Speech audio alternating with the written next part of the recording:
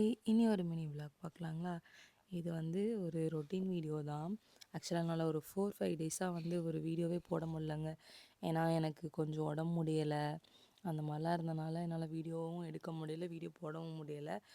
அப்புறம் சரி ஓகே நம்ம இப்படியே இருக்கக்கூடாது, கொஞ்சம் ஆக்டிவ் ஆகணும்னு சொல்லிட்டு தான் இந்த வீடியோ எடுத்தேன். ஏன்னா, உண்மையாவே இந்த யூடியூப்ல வீடியோ போடுறவங்க, அதாவது ரொம்ப வருஷமா வீடியோ போடுறவங்க, அவங்கலாம் கிரேட்டுங்க. ஒரு வீடியோ ஒரு ஒரு இடத்துலயும் வச்சு வச்சு எடுக்கிறது உண்மையாவே ரொம்ப கஷ்டம். நம்ம ஒரு நிமிஷத்துல வந்து ஒரு பேட் கமெண்ட்டோ, இல்ல இது ஒரு வீடியோவா அப்படின்னு நெனைக்கிறதோ, அதெல்லாம் ரொம்ப தப்பு.